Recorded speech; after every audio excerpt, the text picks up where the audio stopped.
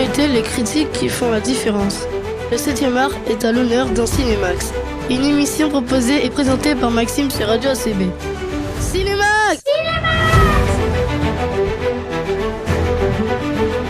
Auditeurs et auditrices du 101.7 FM, bonjour. Un nouvel épisode de Cinémax, l'émission qui part de ciné, présentée par Max. Mais attention, le film dont on va parler est sorti quelques mois après l'arrivée de la PlayStation 1 en France. Oui, encore une fois, on vous parle d'un temps que les moins de 20 ans ne peuvent pas connaître. Non, c'est une blague. Ça s'appelle Les Trois Frères. Aujourd'hui, on voyage dans le temps. Direction 1995.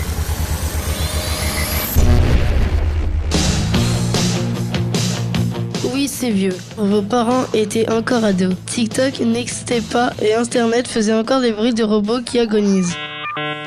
Et là, sort Les Trois Frères, un film culte, signé Les Inconnus. L'histoire, une réunion des familles improbables.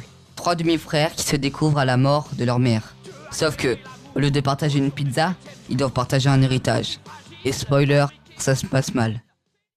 Très mal. Entre orphelinat, dette, combine douteuse, on se retrouve dans une comédie où les gars sont aussi violents que les trolls de 4chan. Et vous peignez quel genre de peinture? Abstrait. C'est de l'abstrait, hein. Je crois que c'est de l'abstrait. Oh, mais j'adore l'abstrait. Mais j'adore l'abstrait. Quel genre d'abstrait? Plutôt Braque, Vasarely? Plutôt braque. Ah d'accord. Des répliques devenues cultes et pourtant un humour qui a pris quelques rides. Les Trois Frères, film des Inconnus sorti en 1995, c'est à la fois une grosse blague et une vraie leçon de vie. Aujourd'hui, on vous propose de le redécouvrir entre satire, galère sociale et éclat de rire. Et regardez bien, je frotte la tâche comme ceci, et sous vos yeux ébahis, mesdames, regardez bien, la tâche meurt, la tâche succombe, la tâche trépasse, c'est le mimi, c'est le rara, c'est le miracle, il faut le dire, merci. Ces films, c'est du pur Les Inconnus, de l'humour gros satirique qui tape sur les clichés et les travers de la société française. Et désormais, tu t'appelles Juliette. Pourquoi pas l'aine et vous les garçons? Faut absolument que t'appelles la mère, là. Bah, je vais me gêner, tiens. T'as pas de carte, t'as pas une carte, toi? Pas de carte. Moi, j'ai pas de carte. T'as pas 1 franc, 2 francs, j'ai rien, moi. Non, moi j'ai rien. Non. J'ai faim. C'est parfois brillant, parfois lourd, mais toujours énergétique. Le trio Bourdon, Campan et Légitimus a une alchimie folle. Et malgré ses imperfections, le film fonctionne. Comment il s'appelle ce petit bonhomme? Philippe. Gérard Philippe, il s'appelle. Ça n'a rien à voir avec le musicien. Ah oui. Qui est le papa? Ah, c'est pas nous, hein. Enfin, c'est pas moi. Non, mais disons qu'on est moniteur de colo et oui. Voilà. Oui. On a perdu les gamins et. Enfin. Et on. Ah oui. On en a retrouvé qu'un seul, quoi. Parce que. Enfin, on va les retrouver. Oh oui. Oui. Papa, Oui. Qu'est-ce que t'as? tu me racontes une histoire? Côté chiffres, près de 7 millions d'entrées et un César du meilleur premier film en 1996. Pas mal pour un sketch étiré en long métrage. Non, c'est intéressant, hein. Quelqu'un reprend des sushis, là? Mais attention, certaines blagues ont pris un coup de vieux. En 1995, ça faisait rire. En 2025, disons que certaines vannes ne passeraient même pas la barrière de X sans finir carbonisées. En d'autres termes, il y a certaines vannes sur lesquelles il faudrait mieux s'abstenir, ok? Merci. C'est un plat typique de chez vous? Ah non, pas du tout. Non, mais je suis pas né dans les Et îles. aussi, tout simplement, oui, les insultes et les baffes font rire dans le film. Mais dans la cour de récré, c'est carton rouge direct. Y'a un blême! Et puis il y a ces choses qui en 1995 avaient déjà la même résonance. Comme souvent, le nerf de la guerre, c'est l'argent. Votre cola, avec ou sans patate? Sans patate! Tout tourne autour du fric. Les fameuses 100 patates de l'héritage perdu au début qui font écho aux 100 patates perdues à la fin. À chaque fois, l'argent déclenche des espoirs, des folies, des gags, aussi des désillusions. Aïe, aïe, aïe, le million.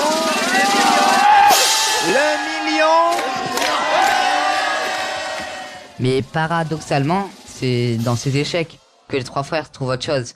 D'abord l'aventure, puis l'amitié, enfin une forme de rédemption. C'est incroyable, Saskia, viens voir, regarde. 1, 2, 3. Il a les 3 télés. Il a les 3 télés. Oh, Il y a les 3 télés, lui. regarde. Mais non, il n'y a pas le 3 télé. Si. Le message est clair, la solution à vos problèmes, ce n'est pas d'attendre un héritage ou un ticket de millionnaire. L'argent est un moteur, pas une fin, et la douche est toujours froide. Qu'est-ce qui se passe?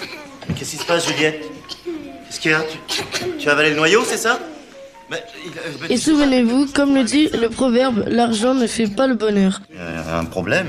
C'est sûr, il est là le problème. De ceux qui n'en ont pas, disait Boris Vian. Derrière la farce, il y a du sérieux. Le film parle d'exclusion, de chômage, De galère sociale, d'abandon. Bref, la vraie vie. la société est montrée comme dure et cruelle. Patron cynique, huissier impitoyable, mère absente. Dans ce monde, la famille apparaît comme le dernier refuge. Sauf que même là, rien n'est simple. Au départ, les 3 frères sont égoïstes, coincés dans des vies sans magie.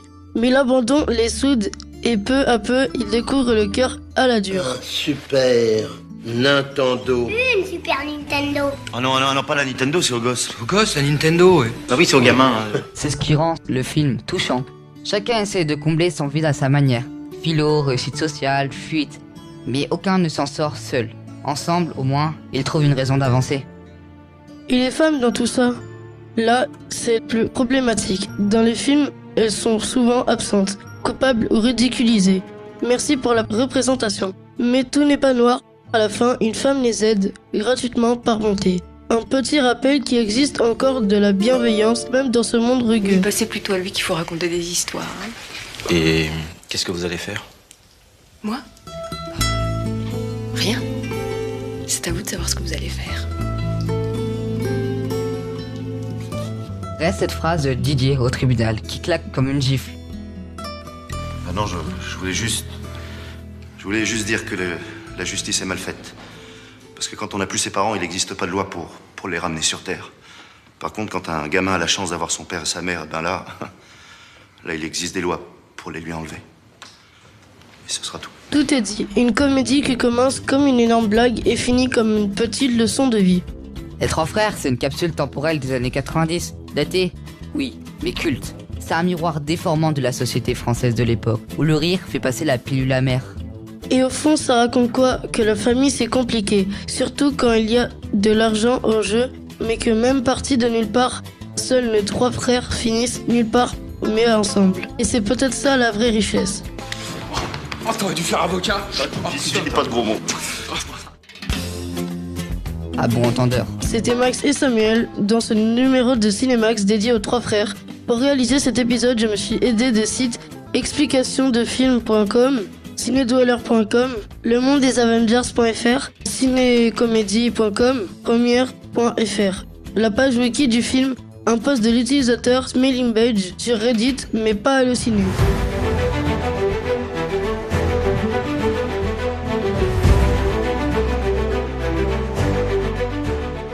Les films qui font l'actualité, les critiques qui font la différence.